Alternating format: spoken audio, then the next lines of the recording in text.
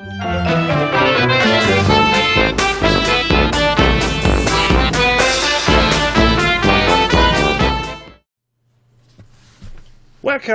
to the second episode of the Gerry and Tim Show.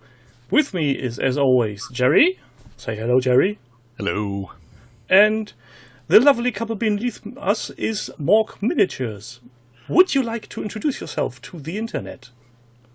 Hello, internet. I'm Julie. And I'm Fabio, and we're both MorgueMiniatures from London. And what exactly do you do at MorgueMiniatures?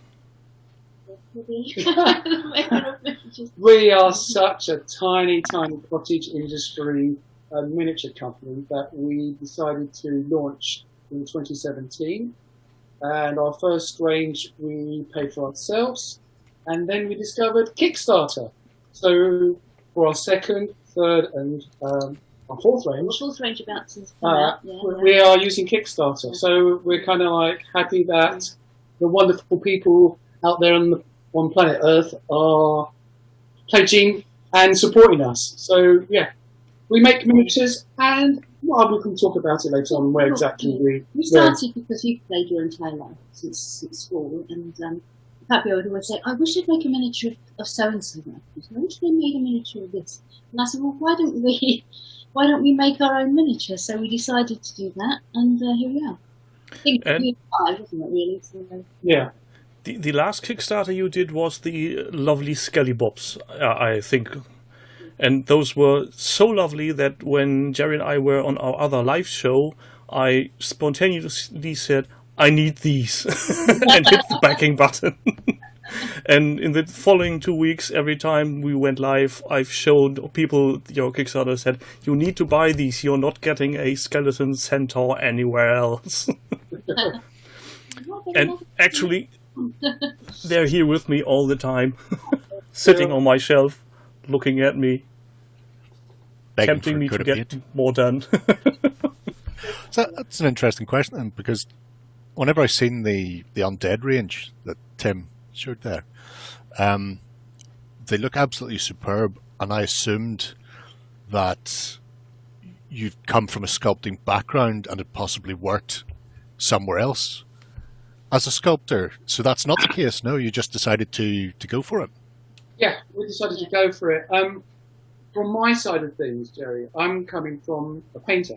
So I've been painting miniatures since the 70s. So I'm an old man. And we did some touring the web and all my history of collecting miniatures. And there was, we looked at sculptors, and we said, let's go for this guy. And he's really, really good at doing skeletons. He's a superb sculptor. We weren't sure if we were allowed to mention other people's names. So are we good to mention sculptor? Oh, you can mention whoever you want. Yeah, oh God, yes. So our sculptor, which we did mention on our Kickstarters and on our website, is Paul Muller, and he's just, I think his expertise is unreal. Yeah. For a hand sculptor. Yeah. So, and we watched the last show where you and Tim were basically talking about going down traditional sculpting. yes. And digital sculpting. Yeah, we had Jeff from... Jeff Sims, from Oakbound? Oakbound Studios. Yes. So we're coming, or I'm coming from kind of like, we've just going to launch our new range, which is done on ZBrush, which is digital sculpting. So that's the first time we've gone into that foray. But going back to the originals, the first two ranges, traditional sculpting, old school, and I absolutely love that. Yeah. Did you design the miniatures then, or was it a case of finding somebody just going, I want a range of 80s kids, I want a Marty McFly as an 8-year-old with a baseball bat, or did you do the bits and pieces first? The breakdown of a brief, what kind of hair we want, what clothes we want. We researched 80s, but we both 80s kids ourselves anyway, so we knew what we were looking for, and we just decided we'd have a nerd, or property type, with a girl with the Walkman and what kind of clothes they would wear. So we just broke that down for them. That was Phil. I think Phil Hines. Phil Hines did that. But I think our inspiration was, and it was a big inspiration for me, was Tales from the Loop. The cover from the Tales from the Loop. I would lie if I say I didn't get a really high Tales from the Loop feel from looking at it, but also a very much young Marty McFly in his life-saving vest. But also we again going back to like movies like The Goonies, which I'm a big fan of. So we wanted a little bit of like yes, so a little mixture. Yeah. We like movies. Yes. And again now as well with nowadays with Stranger Things on Netflix. We love that show. It's got such a lovely 80s vibe with the music, which is very John Carpenter, that kind of electronic soundtrack. So I said, hey, let's go with the 80s vibe. So that's where we came from with the 80s vibe. But me, traditionally, my background always goes to D&D and Call of Cthulhu and RuneQuest, but D&D predominantly. So that's why the second range was more kind of D&D orientated. If you did notice that they are very similar to the artwork from the D&D 5th edition character races, but the undead version. So, so they can't hopefully get us for copyright because they're not the living versions. Yeah. So not, if you notice, it's the gnome. Yeah, you had the artistic version of stripping the flesh from the living. You know, I hadn't put that together, and now you say it. Look at the little gnome. The little gnome is from the race section, the player's handbook. Yeah. The other one is the female dwarf. So that's all the flesh stripped off her. And then the Dragonborn is the Dragonborn. Yeah, it's the sorcerer. Yeah. Yeah. So he stripped off all the flesh. So they can't get us because it's the stripped flesh. Right? Yeah. And then, you know. And then also we thought the centaur. We just thought we just loved the idea that nobody seems to have done a undead centaur. So we thought let's go down that road. Yeah. And that's what was exactly what caught my eye, because you see skeleton horses, you see skeletons of every kind, more or less clothing or armored, but a skeleton centaur I have not seen before, and that was basically the one point where I said, I want this in my life, I want this now. and to be absolutely brutally honest, I was a bit shocked after your quick delivery, because this thing was so fast delivered. That's my wife. That's Julie. I kind of run the business. Yeah, more, so I'm very organized. I have a system and process for everything, and we deal with Griffin molds in Birmingham. Oh yes. They do all our master molds. Do the master moldings, yeah. I have a plan and a time scale and deadlines, and I get let me just say, if any other physical producing Kickstarter would take single page from that book, we would be much more happy. I can't even remember who I backed at that stage. There were two Kickstarters going on, yours and another one. And I remember, I think yours had delivered to Tim before my Kickstarter had even ended, but they both started at roughly the same time. And like, this is insane. I think I even finished painting these before your Kickstarter arrived. Although to be fair, you could have taken years and you still would have been painted faster than I got anything on mine. So I think lockdown in a roundabout way helped as well, because we managed to get two other ranges backed up. Apart from the one we're about to launch, there's another two behind that we've worked on, and we've got the picture. Yeah, so, well, I think that's another thing though, Gerry. I mean, what you said when I was watching your video with you and Tim about the fact that sometimes on a Friday night, and on a Friday night I'm having a drink here, but you can press that Kickstarter button and pledge something, and then you forget. Yes. Like, hold on. I can. I'm trying to be very good these days, though. But then you're waiting and waiting. I've waited nearly over a year for some Kickstarter, and my wife said, "Do not mention any names or any companies." But we thought we're not going to go down that road. Don't worry, I could mention a few for you. Yeah. They're not small companies either. It's not even cottage industry. I'm just throwing one company here in the room that is not even miniature related, and that is Star Citizen. Oh, Star Citizen's amazingly bad. Yes, they are now in their 8th year, still not delivered. What? Oh my God. Yeah, the development is still ongoing. We have for 5 years now an alpha version to toy around with, which gets changed regularly. But It's hilarious. I only found out about this recently. It's a computer game that they wanted like $100,000 or something like that. They ended up raising millions. Then subsequent to the Kickstarter, they've continued to keep raising money. So now they're at a stage where they've raised like $4 or $5 million, and they're still never released anything. It's hilarious. Anytime I feel bad about something I've done, I just go onto YouTube and watch some of the videos about that and think, no, I'm not that bad. That's the worst possible thing. And to be fair, software development from scratch takes a time, but after 8 years there should be more than a alpha. But that's my opinion. All those who love Star Citizen love it even more, love it harder. Well, give Chris Roberts all your money if you want to. I don't care. We'll say nothing. So, you've been talking about the new range. What is the new range then that's coming to Kickstarter? Because I'm curious. We saw kids on bikes, and we just went, "Hey, let's work again on the range of kids on bikes." And so, we've gone. We're not calling them kids on bikes; we call them kids on wheels. So there are. Well, you can mention. Yeah. There are two with bikes, and a girl and a boy with a bike each. A girl on roller skates and a boy on a skateboard. Yes. So, Gerry, didn't you see the trailer? Yeah, we had a trailer. I haven't seen the trailer. Oh, tell me nothing. Then you need to go. It's lovely painted versions of the minis, and I'm guessing that's the range that is going on to the Kickstarter then. Yes, Yeah. that's them. And Tim, it's our first. I had those roller boots. Sorry. The first digital sculpt. By an excellent young man called Matt Holmes. Yeah. So those are not classical sculpts with green stuff on. They're all metal. We only do metal, so no plastic. Well, the forms of bikes and the let's say the volume of the 80s clothing lends itself to being made digital. So yeah, we had one sculptor who was a traditional sculptor, and he said to us, "I can't really do bicycles." So we went, "Oh, okay." And because on Tell the Loop there is one kid or two kids with bicycles, they're pushing their bicycles. I was like, Yeah. "Oh, okay." And then suddenly we got this. We went down this other road of digital sculpting, and we asked this guy, "Can you do a bicycle?" We just asked him, and he went, "Yeah, I can do it."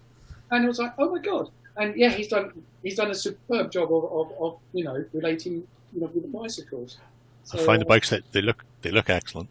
Yeah, I'm very, very happy. The me and me just says, if I just drilled through all the wheels, I could put spokes in there. Says the man who doesn't want to do the rigging on his ships. Yeah, but ships are terrible. Whereas bikes are forever. We didn't want to go down the little spokes. There's I would go down the road and take some transparent PVC, just draw the lines on and glue it inside as a disc. Oh, there are ways and means of doing it, but no, because I've seen I think it's Wargames Foundry have a set of World War II. Actually, it's the Home Guard. It's Dad's Army, and they've got some people on wardens on bikes and nuns on bikes as well. I think the Verger and the Vicar have a bike, and they're they're a similar design where they've just gone, don't do spokes, just drop the spokes out and have it giving the illusion. Because your mind fills in the blank, but they do look excellent. So when does this Kickstarter start? We hope to launch on Sunday.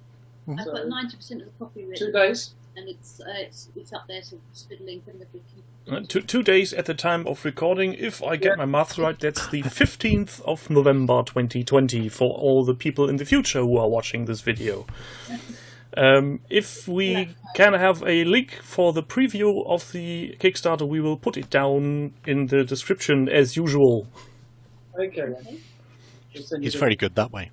But yeah, we decided to go for a really small one, so we're not asking for £80 or £100. It's going to be just a small little set of. We decided to go for small little sets and get our goal and get it out to the people, and then put out another set in a few months' time, whatever. So we didn't want to go down those routes where these big manufacturers go, spent £100 and here's 400 figures and Yeah. when am I going to get stuff? when I'm going to get around to painting 400 figures in so we're going small like we are. We're a small little. Yeah. I'm not looking in any direction where possibly any mountains of plastic amass or waiting paints. We're not going there now. And I think we also cut the time down because everything is done now in place. All that's required is to get them moulded up. So we've got the masters. Everything is done in that way. And that's why we can accomplish our Kickstarters on time or even early. So it's not. How long roughly do you think the campaign's going to be? 2 weeks. We've got 2 weeks. Yeah, 2 weeks. Yeah. We can make our goal. We weren't expecting to get what we've got on the fantasy races. We actually got more than half. We've got the whole, and then we've got another £1,000. We weren't expecting. So, the last Kickstarter, after you were so quick on delivery, I theorized that maybe you have started producing miniatures while the Kickstarter was still running because, okay, we met our goal, we are going to get money, we can start producing so that the people can get their stuff early. Otherwise, the production facilities must have gone mental on fulfilling. As I said, we just get everything in place. That all that's required is to bring up the molds and say, cast them up. Like however many. But the only time with gripping molds is we've got to be careful that we don't go in in March, April, because that's when Salute happens. So when Salute happens, they get really, really, really busy. So So with Salute, because of lockdown, Salute didn't happen this year, but I'm wondering if it's going to happen next year in 2021. Not sure, but the gripping molds do, as they say, we are very, very busy come the 2 months before Salute, because everybody's trying to get a whole lot of miniatures moulded up, ready for the big show. And imagine these days, because Griffin is one of only, I think, 3, 4 easily accessible people who do master molds and casting in the UK.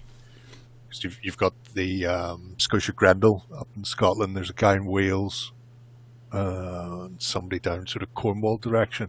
Yeah. But there used to be another big company who went under this year, probably due to end of last year. I can't remember who they were, but them going away meant all of a sudden Griffin ended up picking up so much more because people were suddenly, all of a sudden, instead of getting their masters prepped by them, it was just like, they've gone now, who's going to do it for us? And it was just an awful lot of Kickstarters that were sitting waiting to be fulfilled just got bumped and bumped and bumped because by the time they found somebody else capable of making masters for them, there was already a massive queue ahead of them. So I can imagine Griffin will find themselves under quite a lot of pressure come Salute time next year. Because there's it's one by the two ladies, Jane and Lisa, and we've got a couple of guys that do Well, we actually went up to see them because we're based in London and they're based up in Birmingham. So we actually said let's go up because we're not with our minis, and we had a chat with them and they're absolutely lovely. And they've been around for years and their customer base is I couldn't believe it. They even said we've even got 1 or 2 customers from Germany. They're that good, and I think it's years of experience, Gerry, because they've been around for decades. Run originally by Jane's husband, and so when the sad thing when Jane's husband died, she thought I'll just carry on my husband's business. And it's really nice because I try to do that with the miniatures. We try to put some women characters, I know it's a very male-dominated industry, wargaming and role-playing, but the role-playing side of things, because I got my wife involved, I said, let's have some female characters, you know what I mean? I think role-playing in and of itself, as that facet of the hobby goes, tends to have more women participation anyway, because I have no idea why. I would imagine it's because it's easier to sell to somebody that you don't need to sit there and paint 200 miniatures for a war game. You can get away with painting 1 or 2 miniatures or none at all if you just want to go completely sort of, in your head, and therefore you can get them and bring them in to this sad little hobby of ours and then go, no, but look, it is actually fun. It's, you don't, You know, for That's so long it's been so male dominated, and yeah, it's peculiar that whenever you see anybody sort of venturing into adding more female miniatures to a range, and you tend to see pushback against it, and you're thinking, why? You know, half the population of the planet is female. Why is there so much pushback for something? And when somebody starts adding female variants of their classes, that's usually the hyper-sexualized, big boob, big ass, no armor whatsoever. And I think I can't recall any other female skeletons I've seen before than your Kickstarter, because the gnome and the dwarf are both female. So there's actually no argument about tits and ass on those, because they're dead. But that's the ordinary generic person is not so represented, but most males look like more the same, with a normal figure, not to be overly buffed like a barbarian or something. But most female characters seem to be very emphasized on certain parts of their body. To ponder possible to young male audience, I guess. I wouldn't know. I'm not young anymore. we're not young.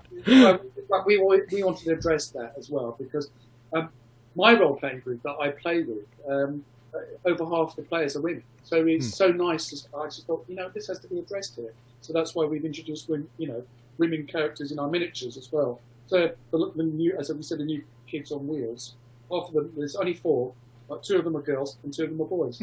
So that's, I thought we need to address this a little bit. Which leads to the question: the centaur, female or male? No. You can't make it out by looking at the skeleton. We do have another centaur already passed, and there's another one coming in the range afterwards. So we haven't decided which order we're going to do. We've got 2 ranges backed up. So you already have plans in motion for the Kickstarter after the coming. Yeah, and we're going back down the undead route. We're going back down the undead route. I also wanted to say, Tim and Gerry, that we try to go down a bit of a rare path, because Oakmark, you know Oakmark of North Star, they've got a new range of skeletons. They look superb. But I said to Julie, what's the point of me making going there, asking the sculptor to make a skeleton with a sword? There's so many companies that do that. So our new range of skeletons, I'm not going to say what they're carrying, but they're not your normal fighting skeletons. They're basically more like support troops. Oh, baseball bats. Sorry? Baseball bats.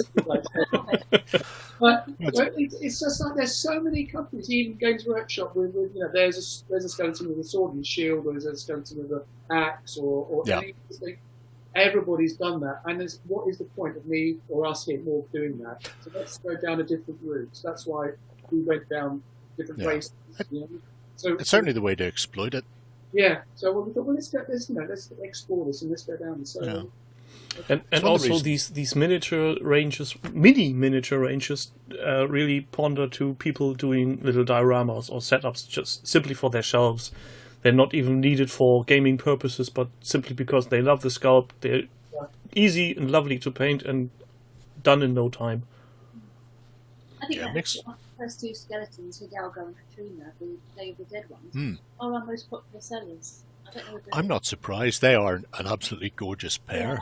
Yeah. We didn't actually kickstart them, but again, that was Paul.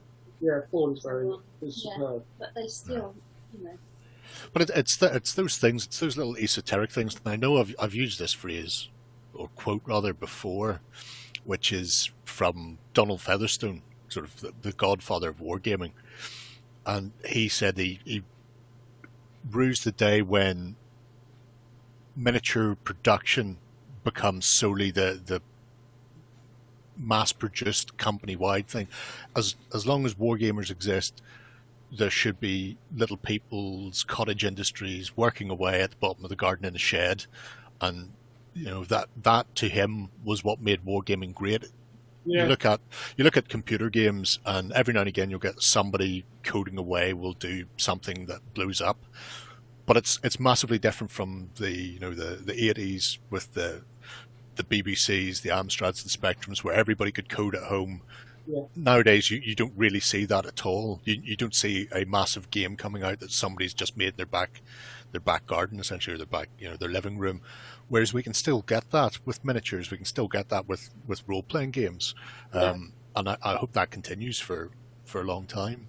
I think those companies are basically the soul on this whole hobby of miniature painting, because there is, if you take something, and let's just be frank, take a Games Workshop mini of a current range, put it next to any small company current release, and you can see there is a high production value in the Games Workshop mini. There's no denying it. They do quite good miniatures, simply from the perspective of visual, but I feel most of them lack of a better term, soul. There's just, it's a generic miniature that you plonk on the table as a gaming piece, and if it's shot to death, you take it away and no harm done. But most smaller companies, just look at Kickstarter, how many Blood Bowl teams are created there, and how many other people like yourself do their little runs in small batches. And if you look at those minis, they simply have a feel and look like GW had in the early 80s, when they still had named creators and not just a faceless company. Yeah, I'm kind of a bit against big corporations, and I do love supporting small companies. Even the beer I'm drinking is from a small little company up north.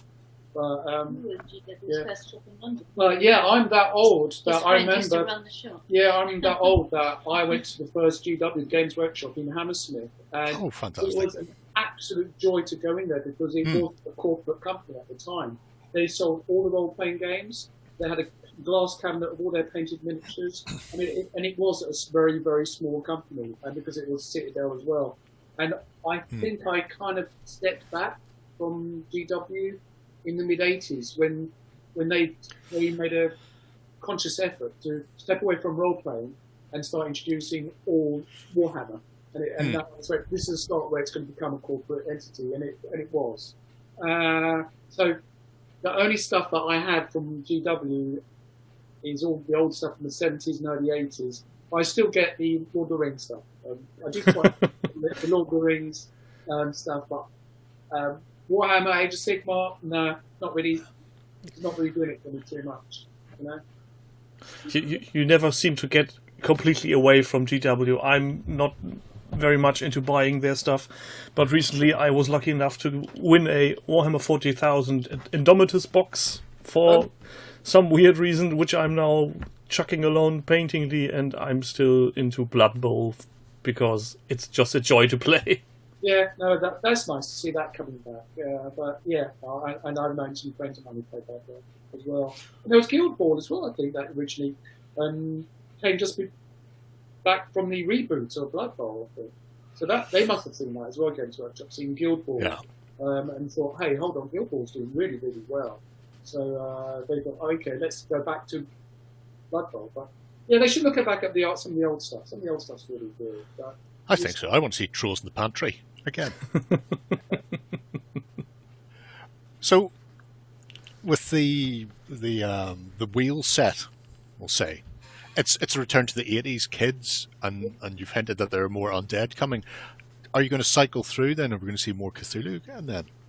I'm not asking for everything. Just keep quiet, Tim. You should. I'm not saying anything. Sorry, only Cthulhu thing we did was a ghast, and you say that, but the Morgue table screams Cthulhu as well. Yeah, that's very popular as well. Actually, I don't know. I have a crazy idea of what I have and what you have in the background, Gerry. Is maybe like the miniatures of the actual cover of Call of the Cthulhu of the investigators with the would that be good? I mean, it's one of these things. You never know what's going to tickle people.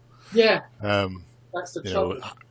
And having Harvey as a miniature would always be good fun. But then with things like that, you may discover that whenever you go to do it, that somebody else has been there and done it before you, and they're sitting in a catalog somewhere. So it's always unusual when you're trying to pay homage to properties that are out there. I mean, I know at one stage I was planning on picking up a Lovecraft model from one company, and then I couldn't remember what the company was, so I googled 28mm Lovecraft and just this company, everybody's done one on their dog, and you're just going, well, I'll just not bother then, I'll just leave Philip where he is. He's grand. He can rest on. So maybe we should do a survey on a certain site, Gerry and I know, to emphasize on how much people want a Call of Cthulhu range, and then give you feedback. That would be good, yeah. We said we got feedback from the 80s kids, and we were asked to do more, so we didn't. Yeah. And we got good feedback about female characters, female players. We're going to keep more females in. And undead, everyone loves the undead, so... We are listening to clients, buyers, people who say, somebody said, hey, why didn't you do that? And I'm like thinking, hey, do I want that? I mean, predominantly it's like, do I want that? Do I want to make it? Do I want to have that in my collection?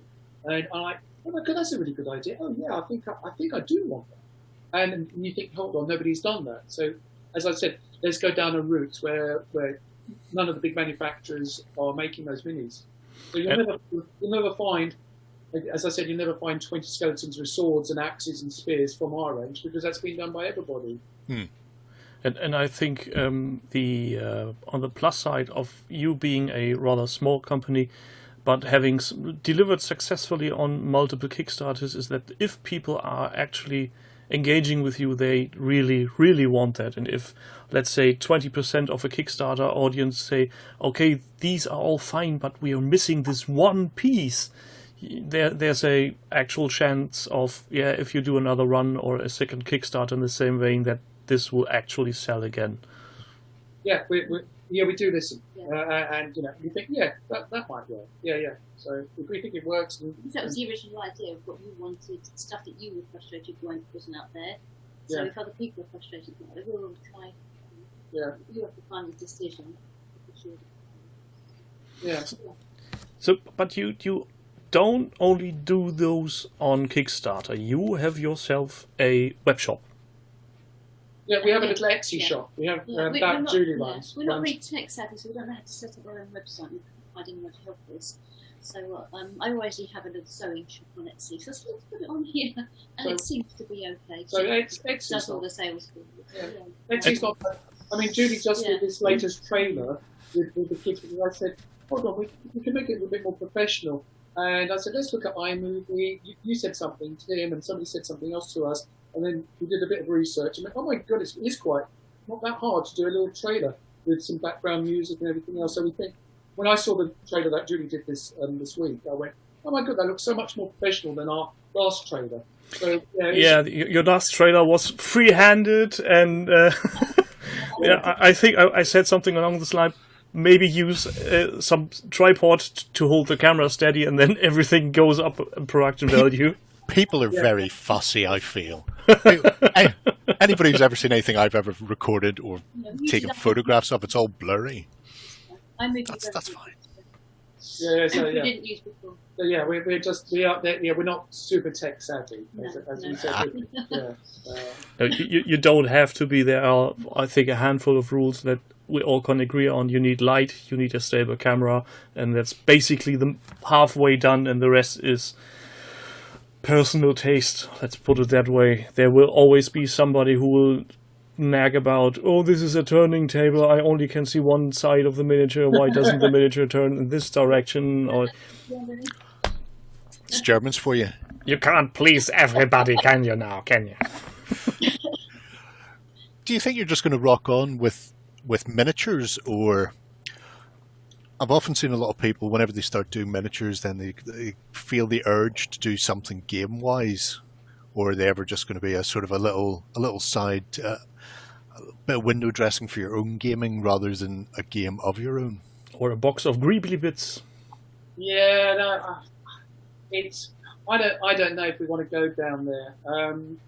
But judging by the smile of your wife, you have been talking about it, or at least thinking aloud. But then we just thought, we don't know enough about how to put together that to structure that game. I do think that when you do have maybe a game, you're kind of going to an even bigger audience. I mean, at the moment, I'm painting Zombicide, Black Plague minis. I mean, they're 32mm and they're slightly bigger, but it's a really nice, it's a nice box set, and it maybe sells more of the minis than anything else. But I don't know. We are semi-retired. We're old. We don't know if we want to have the headache of Nobody wants the headaches. Trying to get a box and then the printing. I mean, and we try to keep it. We try to keep the manufacturing of everything we do local. So if you said to me, okay, let's manufacture the minis here, get them molded up in Birmingham, and that's England, that's fine. If it's Europe, that's fine. But once you start looking outside Europe, then it's like, oh God. And I know that some Kickstarters like, okay, we're going to get the printing done in China. Okay, you're saving yourself a fortune maybe in China, but then you've got the slow boat. Wait 8 years. You've got 8 years. Or the slow boat of China to come, the printing and everything else, which is such a big headache. Yeah. And if everything goes bad, there's some weird loony in charge of a country suddenly imposing some tariffs or import blocks, and all of a sudden your Kickstarter delivery is somewhere on a container on a boat, not able to enter your harbor. We're great. Well, that's also, we've got that big headache as well. But yeah, no, I think we're just going to stick with just doing the minis. And expanding on the miniature and just be a small little miniature company. And we would like to be a bit bigger, and we try to push ourselves so we can get our goals. But it's kind of stressful when you've got all the baggies to put them in, the labels, and work at the back of the report, and then make sure I'm correctly putting the right ones into the right envelopes, and I do all of that. Yeah. He doesn't do any of No, that. I don't do that. I don't do painting. So I'm the guy that paints them. Exactly. I manage the social networking site, stuff all the property Kickstarter. I'm a little bit of the best background, but so I'm happy to do it, but it is hard when it's just you, just the two of you. So double just with the size of business that we've got. So we're expanding. Yeah. Well, we don't make enough money to hire staff. I think we're quite happy with just we have hopefully with this Kickstarter it'll be a couple of hundred, and when it's in the hundreds and not the thousands, we're happy in that respect. But for me, I mean, we also on the cost of manufacturing and all the rest, and we're paying for everything, and Kickstarter pays for it. But at least I said to Julie, at least the painting side, and we're not paying for a painter, so that's where we save a bit of the money in that respect. I mean, they're excellent painters, but I am a bit of a slow painter, but that's, I don't think you're the slowest painter in the room here. Let's just be frank on that. You seem very quick. You guys, your stuff you put on Instagram, and then suddenly they're all done. That's really. I'm not even trying to flatter you, but these minis painted themselves. I'm not a quick painter usually, but these just went on like a breeze. The sculpting was so great. There was paint on the. Let's take the Dragonborn. It's a huge model. You just block in the major colors, and then you start adding the trim and a little bit of detailing and dry brushing, and it's done. Yeah. And I've been painting now for 25 years with large breaks in between, very large breaks. So maybe a continuous use of my paints for 5 years, 10 years max. And I rarely enjoy painting a model like I did with these 5 ones you sent me. Those were really a joy. Yeah, thank you for that. Yeah, and I think maybe that helps as well with the sculptor. He's been sculpting for a while, but he is so superb, and that's Paul Muller. He's just so good on the undead.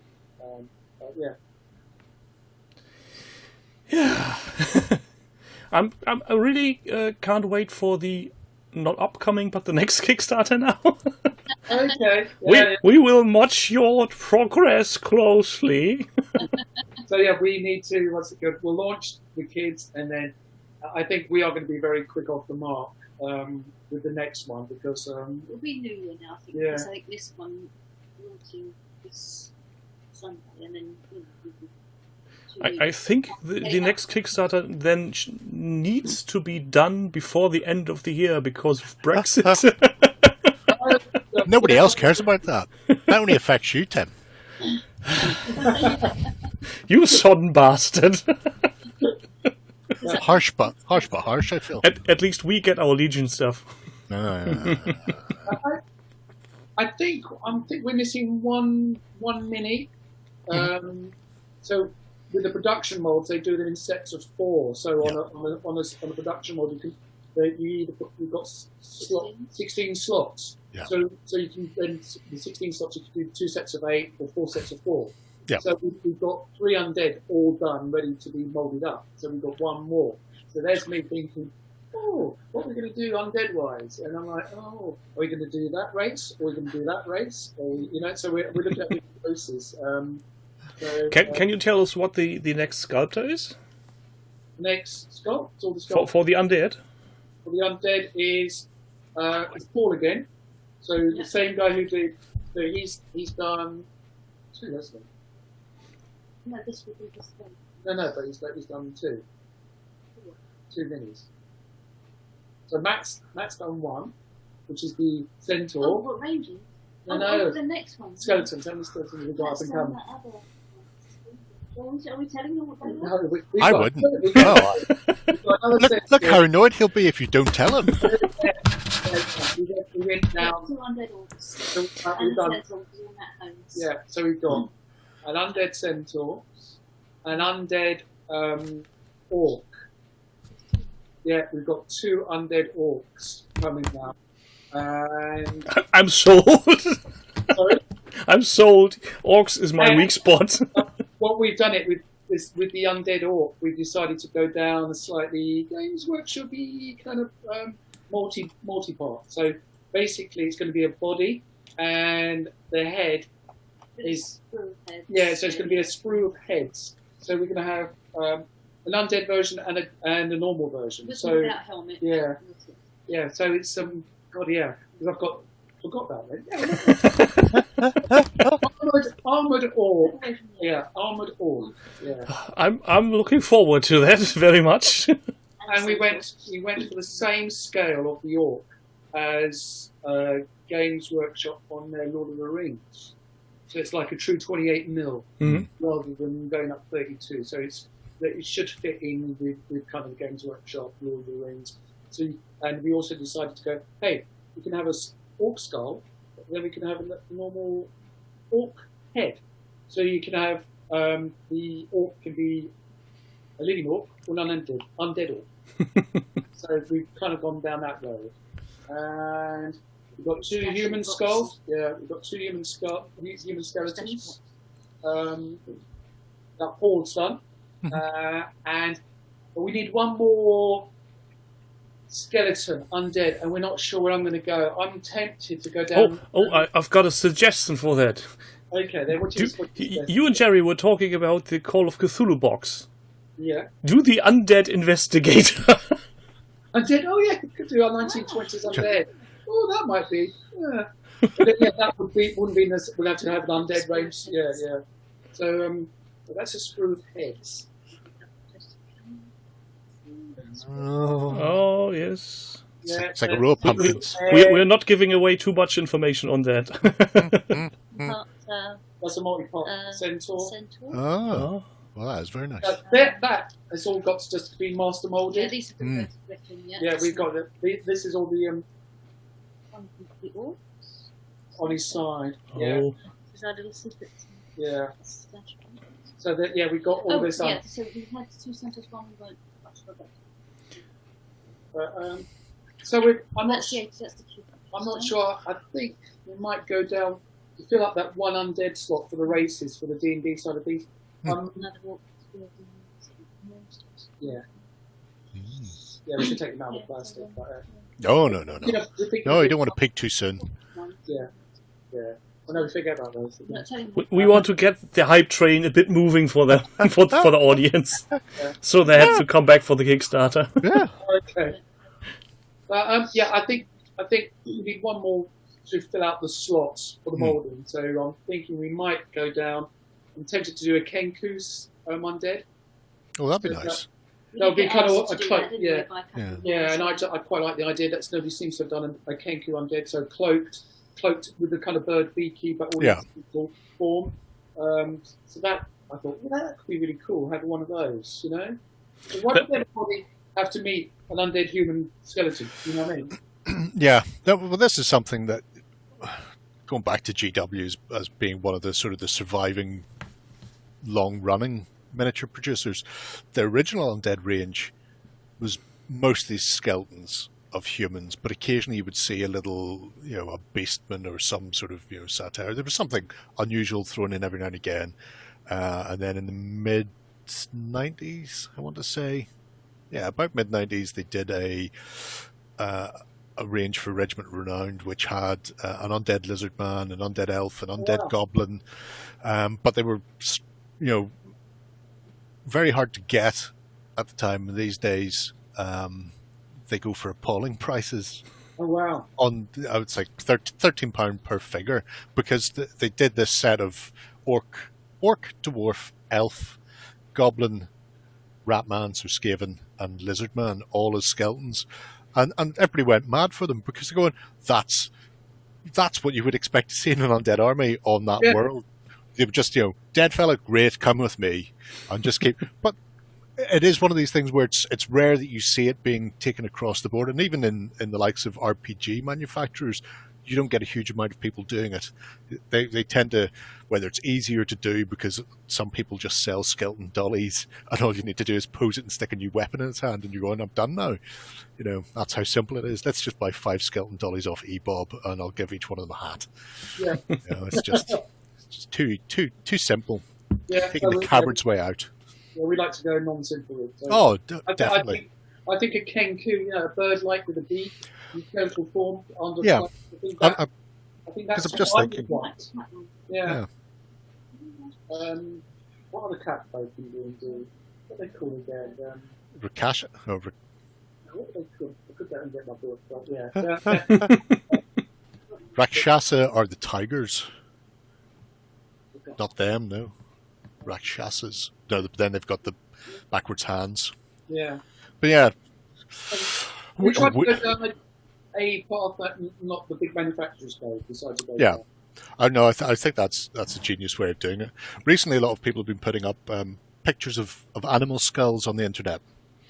Oh, wow. So a picture of an animal skull, and then if an alien found this animal skull, how would they reconstruct it in the same way we reconstruct dinosaurs? Yeah. And then, so they've got skull, alien reconstruction, and then finally a picture of the actual animal. And when you see things like the hippopotamus has got a very peculiar, with like almost jagged blade-like cheekbones coming out, and if you just skin that, it looks so much different than a hippo would actually look. And there's just like little batches like that. Especially the tusks when they go up, look horrible.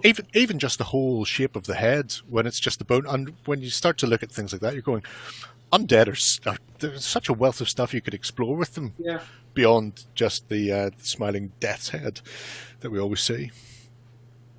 Yeah, and let me just say, I shouldn't be surprised why you have your masters in a Rubik's Cube up in your shelf behind you.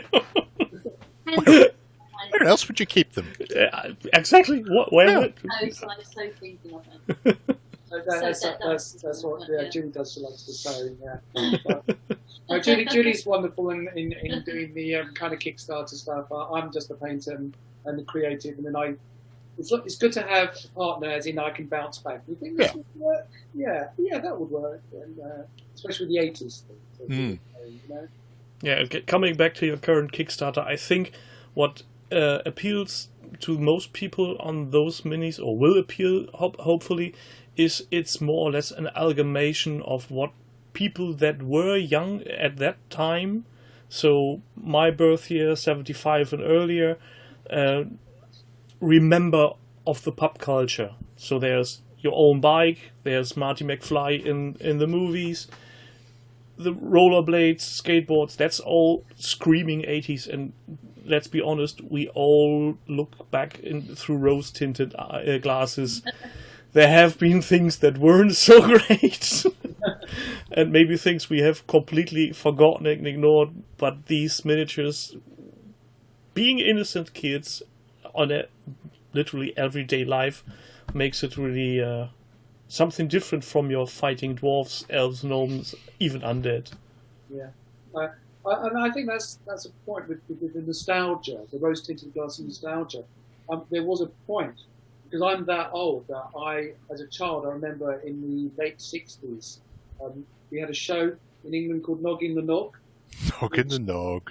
Yeah, which I absolutely loved, and I just thought nobody's made any miniatures. They have. There's an official range of Noggin the Nog miniatures. I was toying with it for years, Gerry. And I was sitting there kind of going, well, somebody really needs to make these miniatures, somebody. And then by the time I thought about it, Tin Soldier came around and did it, and they've done such a superb job. And I actually bought them, and I was thinking, thank God somebody did it. I was usually thinking, nobody's going to make this. Somebody has to make this.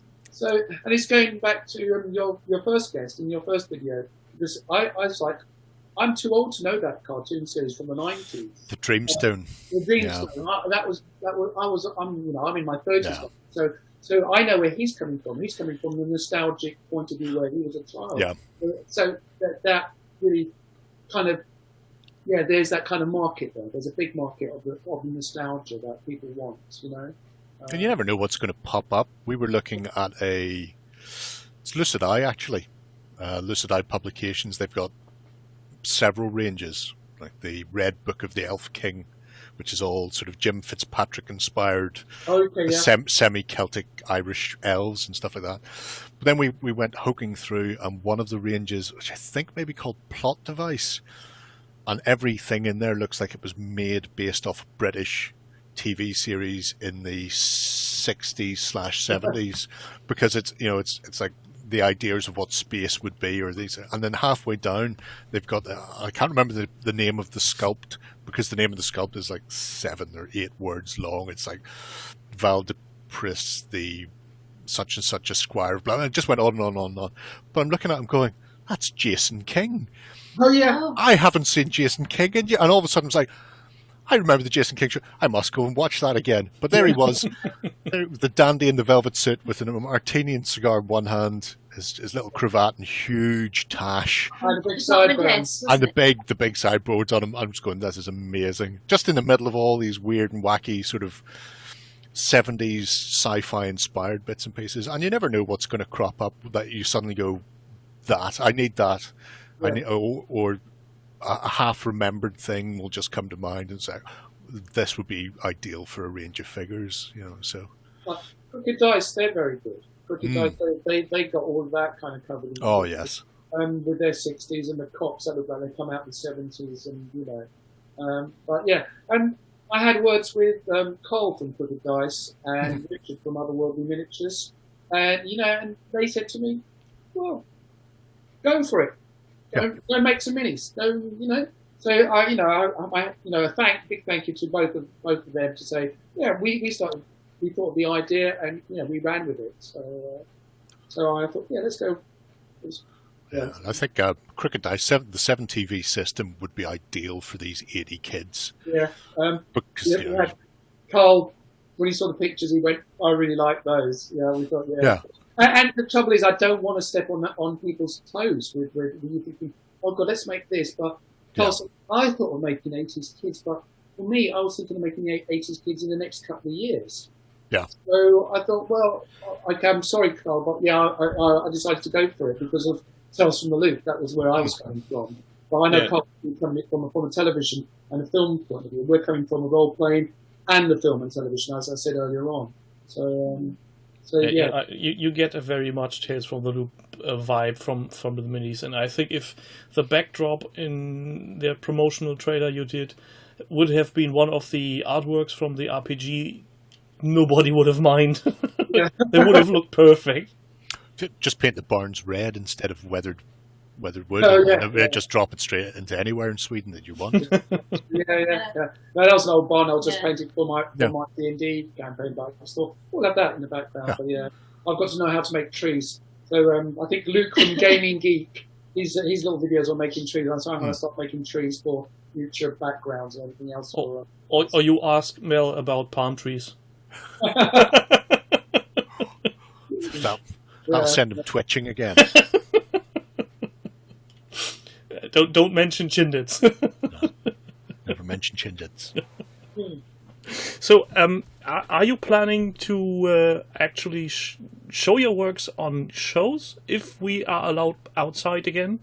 Or do you think you will stay as a little indie store rather? I've done with leisure games once. I say, big enough range yet. At the moment, we're staying in, but I kind of work, and not work, but I help out with leisure games. And I don't know if you know leisure games. Oh yeah, massive. So they literally, we live a 5-minute drive from leisure games, and I went to leisure games when they opened in the 80s. So they know me. So I help out on their conventions.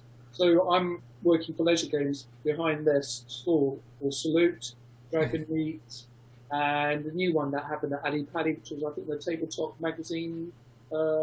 Yes. Yeah. So I work for them, and a couple of times I said to Mike from Leisure Games, I said, "Oh, can I just put some of my minis?" I think you can see them in the background. There's little block. Yes, the little blue light case. Yeah. I hardly sold any, but I don't, I mean, it's something in the future we might do when we've got a very big range. Yeah, it's one of those things. I know things like Hassle Free. Whenever they were getting out to places, they would often take 2 or 3 other smaller producers' ranges with them and have them on the stands. But it either needs to be so big and well presented that people can spot it from a distance, because otherwise, there are so many little bags of stuff and blisters of things behind people that if you don't have something that's just impactful, it does just get lost in amongst it. Reason why I was asking was mainly because I had the sudden vibe back to a convention here in Germany, Hamburg Taktika. I don't know if you have heard about it. I don't know that. It's Germany's biggest tabletop-only convention in Hamburg, and there are people like the Perry brothers doing sculpting over the weekends live in front of audiences, and Brother Winnie is there, and he has a very, very small setup. So he is basically a small table about a meter 50 wide, and on the left part there's a big chunk of boxes of his miscast. So there's miniature failcast that you can grab by the pound or the kilo, and then his whole range is sitting in front of him, and he is sitting behind the counter looking a bit grumpy, to be honest. And so for some reason I looked at your card and suddenly had a vision of you sitting there with this little small table in a corner. Yeah, no, that would be me, because Fabio would be walking around and buying things. Yeah, I know. Before we go down there, it has to become slightly cost effective. Yeah, sure. And the fact is also, I think, again, going back to Kickstarter, it's just like it's so good that we're not going to be out of pocket. We hit that goal, with all the, I keep thanking our pledgers and people that buy our minis that we hit the Kickstarter. We know we're not going to make a fortune, but if we are not out of pocket, then we're happy. We make a couple of £100, that's good. Then we can pump that back in to make more minis and more, and bigger, more and more ranges. So yeah, big thank you to all the guys there, and girls. And I think if you would go too big too fast, there would be something left on the table. I think that would go on at the cost of the soul of the miniatures for some reason. Because if you have a exponential growth, you need to streamline things, and at the minute you start streamlining processes, I think there's the essence gone for a part. Yeah, I think we try to go down quality now. We trying to work on our quality rather than going down quantity. As I said earlier on, Tim, I didn't want to do a range of 20 80s kids or anything like that, and please give me £100 for each set. We'd rather go in, as Julie said, small and dirty, like, set up something. Here you are. And, if people do miss out on the Kickstarter, they will eventually go on our shop. Be it a couple of weeks or a month later. But we do appreciate that we back to the Kickstarter. Yeah. It means you'll get the range that you want to get. You may end up with those 20 over the space of a couple of years rather than half-assing it out of the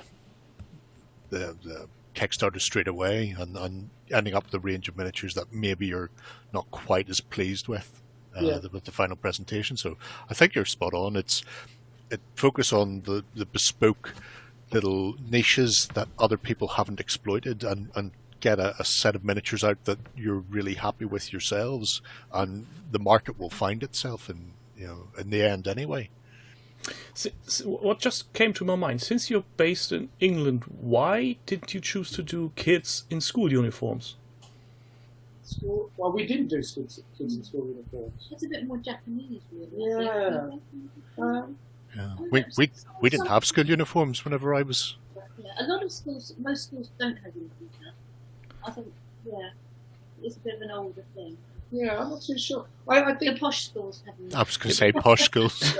Because I'm just asking because about 30 years ago, when I was over in England at a school exchange, there was uniform on that school. So that's basically my view on British school system: is everybody has to wear a uniform. What age were you? I was 15 about that time. See, secondary school and primary schools are two different things. I mean, obviously these rollerblading and bicycling people look like they're probably at secondary, but the original range are all little primary school tearaways, straight out of the school gates and off down the park. As I said, I think it is our predominant, the major driving force was Tales from the Loop. Yeah. So that's... Yeah, there are no uniforms at that point. It's like, adventurers. Kids having adventures. Tales from the Loop is Swedish, so I presume that in Sweden they don't have. But I mean, have you seen the Tales from the Loop show? Yes. Yeah. We really enjoyed that as well. I thought it was amazing. I have a horrible feeling it's not going to get a second series because Americans got bored with it because there wasn't explosions happening and things going on. It was just stories. Yeah. And why are people watching stories? And not enough naked flesh to begin with. But I think the loop itself is a closed story, so I don't think there would be an actual second season, but maybe a different story.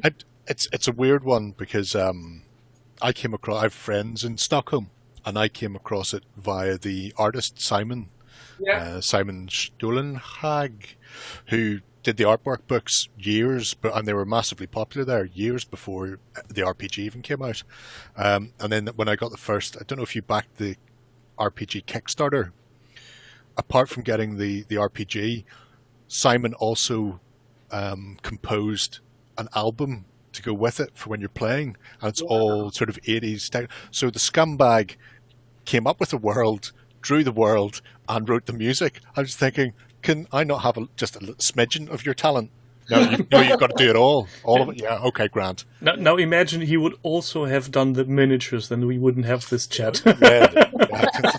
Thankfully, he fell short at that one. But yeah, it's an amazing thing, and the sequel, Things from the Flood, where it pushes into the 90s, is interesting.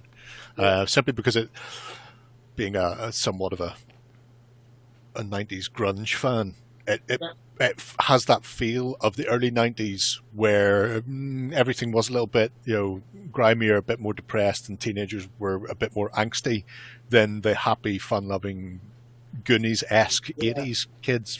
So I look forward to seeing them come out at some point. Lots of plaid shirts. You'll have fun painting plaid, won't you? I did back the Kickstarter for Tales from the Flood. I did like that. But I'm not sure if we're going to go down that road. Maybe in the future, I'm not too sure. So we're flexible as in what we're going to do. As Gerry just mentioned, maybe do Goonies next. There's a few Goonie-esque ones in the original. There's somebody who looks not a million miles away from Data carrying a book. Does he have this nice camera with his biting? Difficult to say because the coat is so massively long on him. It reminds me whenever I was that age in the 80s and stealing my dad's, nice work coat, dragging around the floor. It's like that. I digress frequently. That's what we're here for. So I'm out of questions. Gerry, do you? I'm going to say one more thing. Yes, yeah. Please.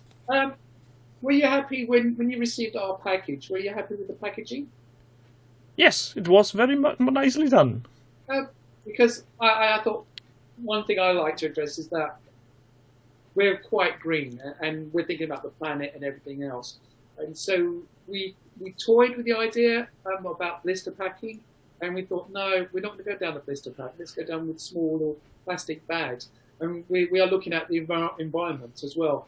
At the moment, all our meat is going to be cast in metal, because that's recyclable and everything else, but I doubt it. Hopefully no one will ever melt down our metals. But you never know, in 100 years' time when we're long gone.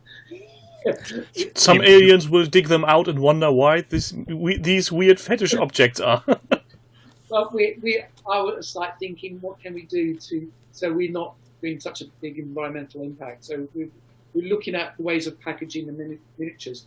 And I don't know if Gerry remembers, but in the really old days, there's a Hinchcliffe miniatures. Hinchcliffe, yeah.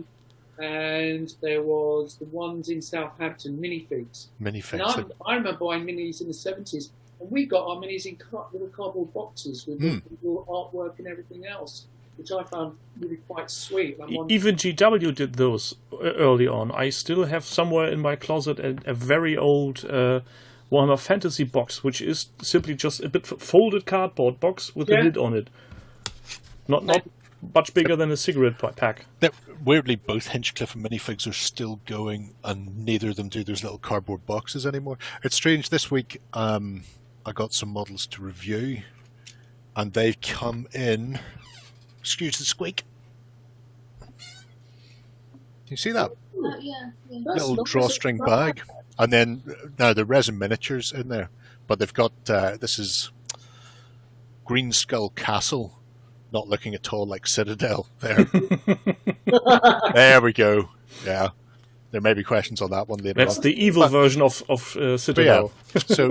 So they're in there, which I thought was a cute little thing.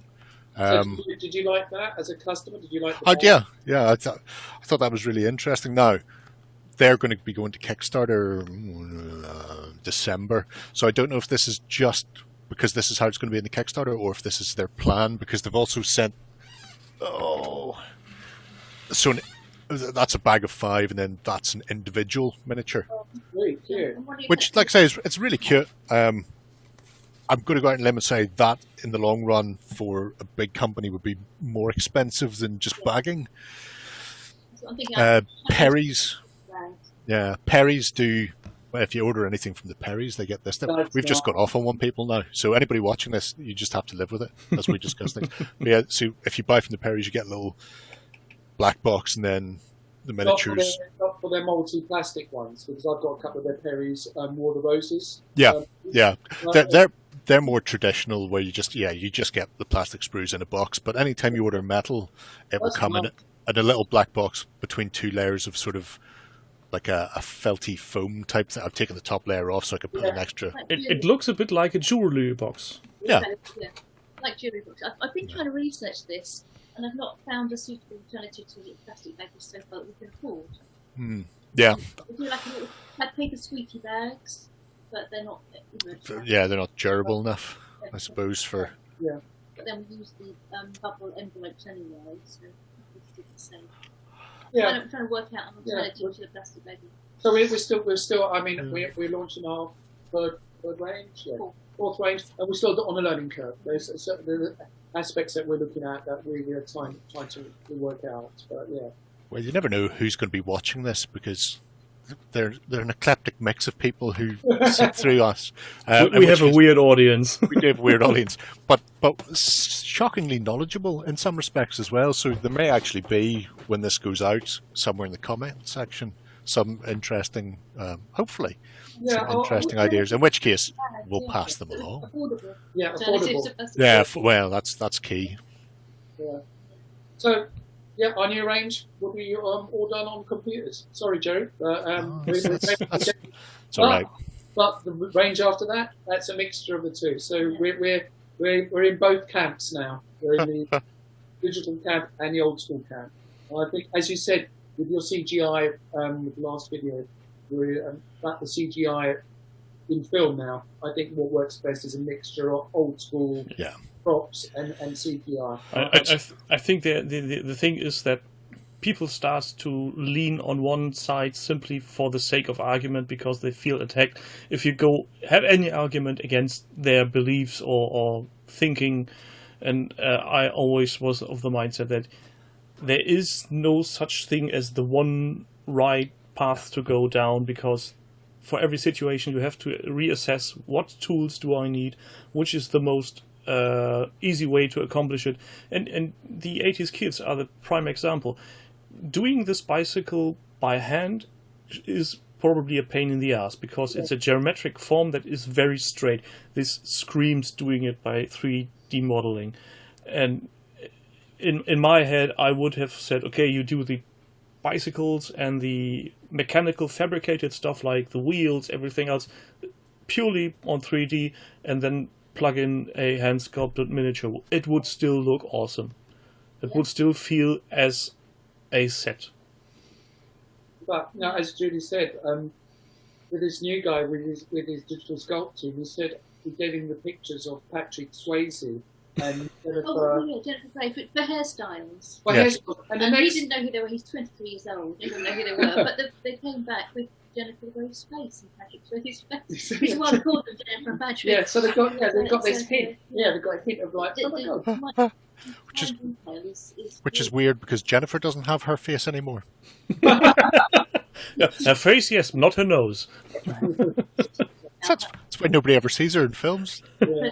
Just became too symmetrical, too much like everybody else, and lost the uniqueness of themselves. I'm absolutely thrilled to bits that you're revisiting the loopy tales, as my friend would call it. Yeah, I'm tempted by the Call of Cthulhu as well. It was by request from customers. Yeah. So, you do listen to requests. Yeah. I'm still all in for a undead Cthulhu investigator. Yeah, I think Tim, I think. And then not even. I don't think you need to go 1920s. Go something like Victorian age. Oh yeah. With a Cthulhu top like hat. Gaslight. Hidalgo's got that hint. Yeah. Yeah. It's also the systems I play. The systems I play is D&D, Cthulhu RingQuest, and hints of Tales of Loop as well. So it's Or as a weird crossover, a undead Cthulhu steampunk vampire. I like the idea of steampunk. Yeah. Imagine at some point we'll see some followers of Humac then trying to cross the grow line. Yeah. Stay out of the glow line. It's not a good place for anyone. Just started playing 13 Plagues Gloranthia, so that's why. Yeah. So, Well, I'll keep you out of mischief for a night or two. Yeah. Via Zoom at the moment. Yeah. So yeah, it's a bit different role playing on Zoom and Google Meets. Yeah, Gerry and I are playing Cthulhu World at War currently on Mondays, so we know how weird role playing via the medium of internet is. Yeah, I can't wait for the pandemic to finish so I can actually sit down and see some human beings and go back to the pub, meet people. Work, but obviously. Yeah. I have no problem working from home, but hobby from home is getting tedious. Yeah, a little bit. Yeah. As Julie said, with lockdown, we had so much more free time that we went like, hey, let's do this and let's do this and let's do this. So at the point we're like, Okay, we've run out of money. We haven't. We've got, shall we say, MorgueMiniatures has run out of money. That now we've got to launch our Kickstarter so we can get a little bit of money so we can get ranges back yeah. up. The investment shall be returned. Well, So, if you're over in London, do give us a shout and we'll always meet up for a drink. That goes to you, Gerry, and- I very much would like to. I sadly can't make any promises because, well, A, this situation, B, Brexit, and C, money and time. The usual. I'm crossing my fingers that in a couple of years we might be coming back going, please, can we rejoin the Euro? You know what I mean? I'm crushing my fingers in a couple of months. But this hasn't gone completely. Yeah. Wait, I don't know if you got it in England, but there was an announcement by the Sainsbury's chief executive that the full range of stuff will not be in Northern Ireland after January because they can't guarantee getting it across from Scotland because of the current setup. Going, this is delightful. We're going to end up with some sort of terrible third world country. We only just got out of that in the 90s. Yeah. I mean, you get a frustration and you think, do I want to make a zombie version of Boris in Mini? But I think Somebody already beat you to that. yeah, I think what's he called? The guy he used to be from Chatham Docks. He had to move. I forgot his name. He's a lovely guy. I was working on Salute. He was next door to us on Salute 1 year, but he had to close up shop, so he's working from home now, from his little studio in Chatham Docks. You saw a range of bad leaders like Donald. Yeah. He had Vladimir. He had Yes, Theresa May as well. Yeah, Theresa. Yeah, I think Annie. I think Annie from Bad Squiddo, she's got a Theresa May. Yeah. And I think the guy from, God, I'm really frustrated. What's his name? He does a lot of Cthulhu resin. No. So he does a lot of Cthulhu in resin buildings. But he did the miniatures, but I can't think who did them. But he did a Boris in the Mad Max style post-apocalyptic with leather chaps. And he's kind of derriere. I'm not getting those pictures out of my head now. I'm glad he had chaps on because I know Kev White. Yeah, Goblin. I call him Goblin. No. That was Kev Adams. Because that's Kev Adams. Kev White, who sculpts for Hasselfree, amongst others, has done a few Boris's/Trumps. Including one as Baron Harkonnen from Doom, where he's floating, and because it's Kev, one of them's naked. Please stop doing naked ones, Kev, please. Yeah. You don't want to look into the mind of some sculptors. It's a weird world. Trying to stay away from that. Maybe an undead Boris. Yeah, but we're trying to stay away from nudity, shall we say? Yeah. Maybe do an undead pig. for some prime ministers. Oh, yeah. And you went there and I didn't. Somebody had to, and they can't get to me. I'm on the other side of the channel. That is true. I hope. Well, on this hilarious picture with everybody's head, I thank you both for being here. You've been lovely chats. I thank Gerry for being here. Pleasure, always. And I really look forward to Sunday to receive an email that some Kickstarter has started. And then go grab some people from the street and nick their purse to pay for my addiction. We thought we'd all keep this before Christmas as well, so that people, not in December, because we know that people have got Christmas shopping to get. So we thought, let's do it in November as well. Because we're still in lockdown again. Yeah. We've done 1 week now. We've got another 3 weeks in lockdown there. We're promised to be released on the 2nd of December. Yeah. We won't hold our breath. Yeah. Yeah, we are for November down on lockdown, so whatever. Okay, I thank you for being here. Thank you so much, gentlemen. Thank you. Take care. And we will see each other sometime in the future. Bye. Bye. Ciao, ciao.